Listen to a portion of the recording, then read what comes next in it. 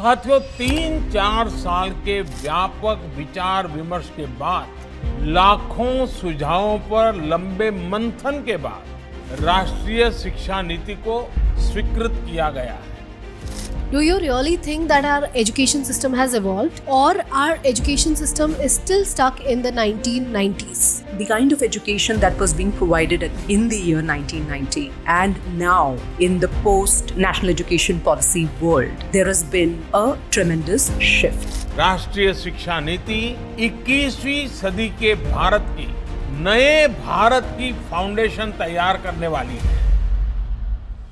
These days, students are asked to follow their passion. They are also asked to have a stable job, and at the same time, they are also asked to take risks. So, what should a student really do? I think it is important to encourage students to try out different things. We need to strengthen our school systems, provide students with more options. You know, parents, they feel that they need to take control of their career choices. There are not a lot of parents who would tell their children, "Ja Simran, ja and follow your dream, follow your passion." What do you think? Is failure overrated as a teacher? I would not say that failures are overrated as long as we are not allowing them to overpower and overshadow our idea of who we should be. Work with who you are, where you want to go, what is the way through which you can reach there, and then take a call.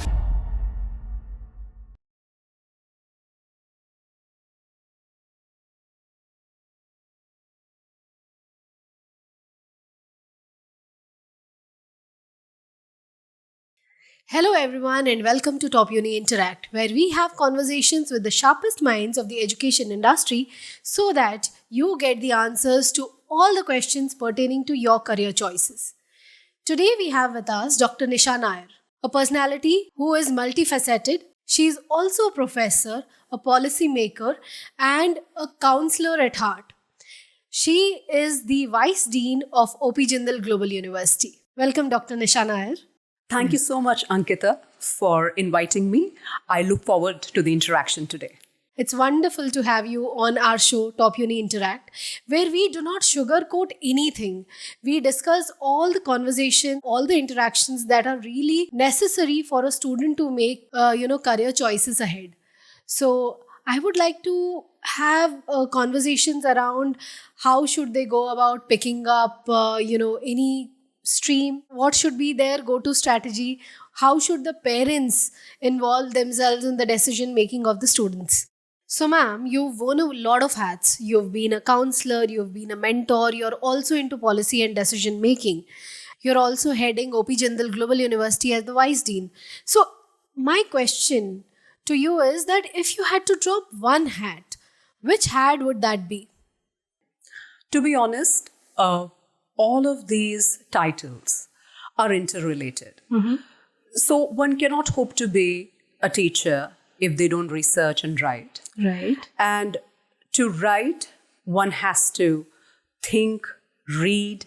So if you ask me which one title, I think one title that is actually consistent with all of these roles is that of a learner. So I think it is the identity of being a learner, and that is what I have been throughout my career and journey. It may have started with teaching and then moved on to research, and now in the administrative role serving as the Vice Dean of Admissions and Outreach at OP Jindal Global University. But to be honest, the one identity that has remained consistent in all of these roles is that of a learner. That is such an important cue. Being a learner has helped you, and I'm sure it will help our students also, because being a learner will take you to the career path that is actually carved out for you. So ma'am, you're into a lot of educational research, you're into policy making. What do you think? Is this statement right, that the education system is still in the 1990s? Actually, this is a question which is there in a lot of students' mind, but they don't come up and ask this question. But do you really think that our education system has evolved, or our education system is still stuck in the 1990s? All right. Let me take you back a bit. Now, if you think about our country post-independence, I think what we needed at that time was to develop a scientific temper. Therefore, if you look at the way our education policy responded to the need of the nation was to promote education that is focused in sciences and technology. If you ask me honestly, if we look at the kind of education that was being provided in the year 1990 and now in the post-national education policy world, there has been a tremendous shift. So we are, whether it is the school education system or higher education system, in the period and process of an immense transition. So therefore, I think the way we are moving as a higher education institution and the way we are now trying to design a landscape, we are focusing on the need of the hour so as to prepare our students for the future and the skills that they would need to effectively contribute to nation building and at the same time, attain the aspirations that they hope to. So, these days, students are asked to follow their passion. They are also asked to have a stable job. And at the same time, they are also asked to take risks. So, what should a student really do? To be honest, I think it is important to encourage students to try out different things. And for us to be able to do that, we need to strengthen our school systems, provide students with more options. While I can understand that there is a certain limitation with respect to the kind of course choices that can be provided to students in school. But if you look at the changes that have occurred in terms of how curriculum is designed, developed in many institutions, particularly those that have come up in the past 1 decade or so, the kind of variety that is there in terms of courses, programs, and how these programs, or rather the way these programs are rooted in interdisciplinarity, I think it is important to encourage our students in the initial years of their higher education learning to explore courses that are of interest to them. Because we have to understand that this is the period which is essentially a period of self-discovery for them. Now, having said that, we know teachers are putting in their efforts to guide them, carve out their future, help them with all the mentoring that they need. But, parents still have their confusions in their mind. They want their child to be, very successful. They feel that, they need to take control of their career choices. But that doesn't really help the students. And trust me when I say this, there are not a lot of parents who would tell their children, "Ja Simran, ja and follow your dream, follow your passion." So what is your take on this? I agree with you. And to be honest, I can understand as to why parents think the way they do. They're also a part of this society and are increasingly affected by what is being upheld or where do they see most people, leaning towards in terms of higher education choices. And I think they're coming from a place where they're looking out for their child, and that is completely understandable. But at some level, I think there is a need for perhaps schools and universities to collaborate more and have an orientation session from time to time to make parents aware of the upcoming opportunities and possibilities in the area of higher education that now exist, which was perhaps never there before. True. So I think a greater collaboration is required in today's time to help parents also support their children to identify their ability and their interest and align it with their aptitude. Yes, absolutely. That totally resonates. I mean, if we involve the parents in the bigger picture, then they will be able to have a clarity, and that will hold them back from the inhibitions that they already have for their children. Obviously, all the parents want the best for their children. That is so true. Very well said. So there is a lot of confusion, tug of war between the traditional education system and the ever evolving liberal arts. Everybody has this confusion, and then there are also statements that I hear that liberal arts is for the rich kids. So, what is your take on this? Traditional education is better, or going towards the liberal arts is better? Right. See, one of the reasons perhaps why there is a perception that liberal arts is for the rich kids may be related to the fact that they are increasingly being offered by institutions that have come up in the past 10-15 years. And most of these institutions are private institutions. There is definitely great value in the traditional education system.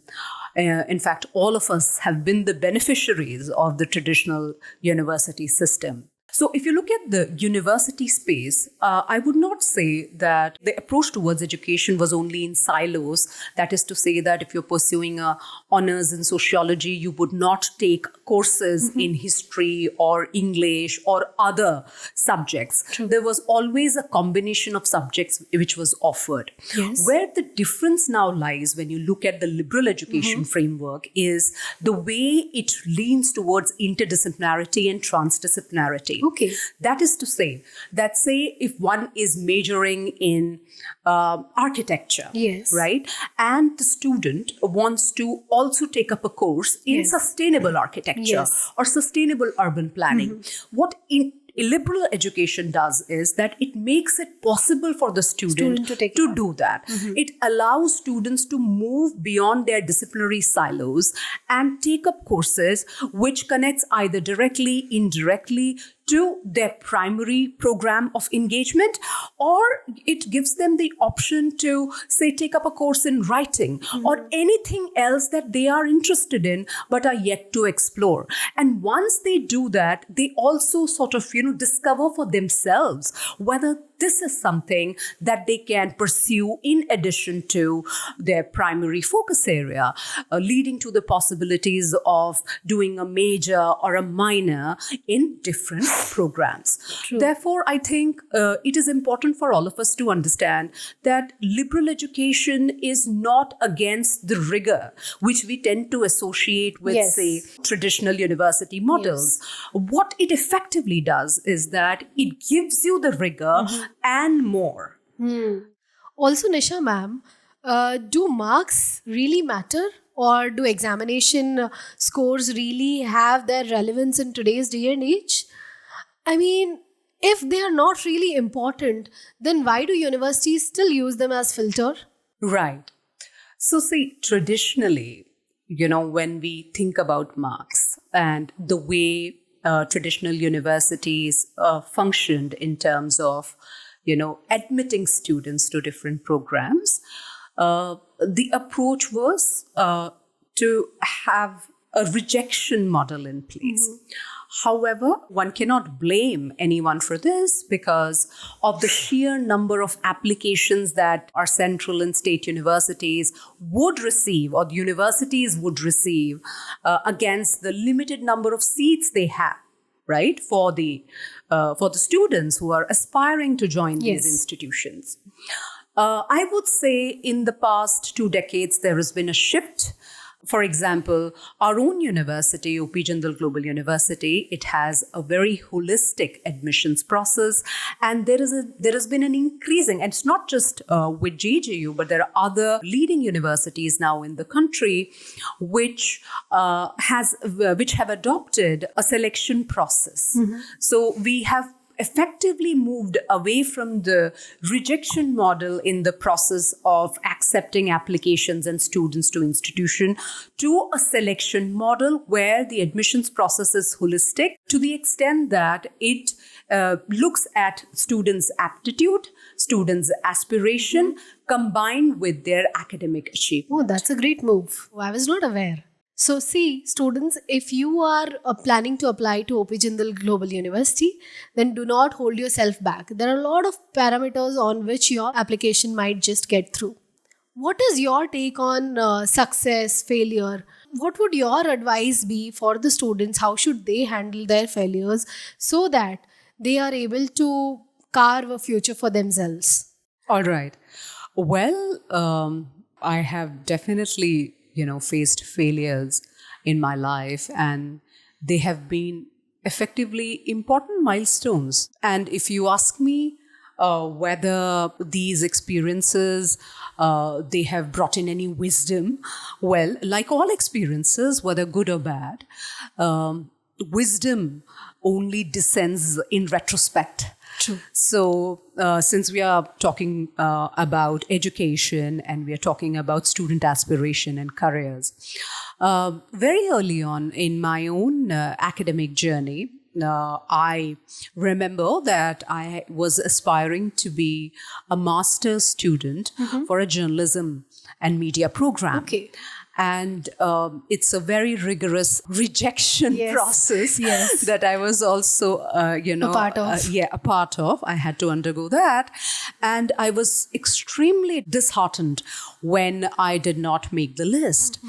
But because I was passionate about journalism, even though I did not clear the entrance examination, I went and applied to intern at different media houses. Okay. Even though when I did not make the cut for the entrance exam, I was disheartened.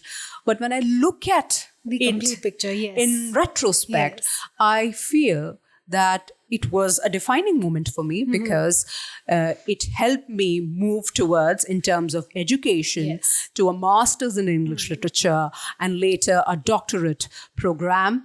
And therefore, it changed the trajectory of my career and my life and has effectively led to this moment when I'm talking to you. So yes, from this conversation, I would like to advise students that don't take your internships really light. They can become the foundations of your bright future ahead. Because like ma'am, if for example, say you may be thinking, or you might be thinking in your head that you are a great journalist, you have it all. But only when you do all the tasks associated with that particular field, take them very seriously, perform with all your grit, and then you would understand whether that is your future or not. Absolutely correct. Yes. What do you think? Is failure overrated as a teacher? Because a lot of students, they feel that this is not a very enlightening experience. Nobody really wants to go through a series of failure and then taste success. So what is your take on this? And what has been your journey around failure and success? I think success and failure, they are a part of our lives. Yes, definitely. And what failures do is that they instill a certain sense of resilience in you. Totally. Yes. It is also a matter of attitude as to how you look at, what one would consider failure in your own journey and in your own life. Because, like I shared my experience with you, so in retrospect, not making it into a journalism or a school of journalism doesn't seem like a failure at all. But in that moment it did. Yes. And because I was determined to pursue my dream, I thought, let me go and intern. Yes. And when I started doing that, I realized that it is not the ability that I lack. But when I started doing something day in and day out, I realized that it is interest which is effectively stopping me from pursuing it. True. So therefore, when we are thinking about education and when we are thinking about having a career, what is of immense importance is to understand how does things operate at the ground level. True. And at some level, we should be able to bridge the gap between our idea of doing something and actually doing it. Yes. Yes. So therefore, I would not say that failures are overrated as long as we are not allowing them to overpower and overshadow our idea of who we should be. I think it is very important to work with who you are, where you want to go, what are the possibilities, what is the way through which you can reach there, and then take a call whether this is something that you want to do for the rest of your life. So, do you really mentor the students at OP Jindal Global University the same way? Because if you do, I feel the students there are really sorted and they have a clarity of thought. Well, you're being very kind. But to be honest, at OP Jindal Global University, we have a instituted mentorship program, which effectively ensures that every student who joins the university, if they're interested in seeking mentorship, be it general mentorship or academic mentorship or subject-specific mentorship, we have a system in place through which faculty members are aligned with students from the first year of their entry to the university. And we ensure that there is an entire feedback process also in place. Besides this, I think you should ask this question to my students and they would be in a better position to answer you. I would certainly do that someday. So, ma'am, say for example, you're standing in front of 1,000 students, and if I ask you not to sugarcoat anything and just give a blunt, plain advice to students, what would that be? What would you address to all the students out here? Okay, so one of the things that I think all students must think of when they are thinking about career is the way it aligns with what they end up doing at the undergraduate level. That is not to say that there is going to be a certain linearity always in terms of what you study and what you end up doing for the rest of your life in terms of your career. So when we are thinking about careers, we are looking at a continued service or work over a period of time. It is definitely best if what you have studied at undergrad level directly aligns with the career that you end up pursuing. And if you want to sort of think about undergrad education in terms of it being the path leading to a given career, then where you need to put in a lot of thought and consideration is, in the current times at least, whether the university that you're joining, it offers an interdisciplinary educational framework, whether it provides you internship opportunities and has instituted an Office of Career Services that helps you do that. And third, whether the institution or the university helps you gain international exposure. Now, this international exposure could be in the form of student exchange programs, dual degree programs, or winter school or summer schools like our university offers. It could also be in the form of having a curriculum, having faculty members who are trained in international pedagogy because they themselves have attended leading universities of the world, are active researchers in their specific domains, and therefore have the ability to inform the curriculum and their pedagogy with the latest and most seminal works in a given field. Another way of thinking about careers, particularly, is to accept that change is the rule of nature. And they should perhaps think about acquiring skills at undergrad level, postgrad level, which would help them continue to be a part of the world of work, whether it is through an entrepreneurial venture or whether it is by contributing to, leading institutions or doing something of their own. So what they should focus on is to get the necessary skills. And this could be skills of research, skills of critical thinking, skills of working with artificial intelligence, skill of working with people. Right? So this is what I would say to the students who are thinking about career as early as school. Very, very true. Actually, very well said. And students, do take notes and listen to this part very, very carefully. In fact, I would urge all the parents also to listen to this conversation again so that you are there and helping your child to take a decision in totality. So you are able to take decisions for your children and for the betterment of their future. Ma'am, this was so powerful.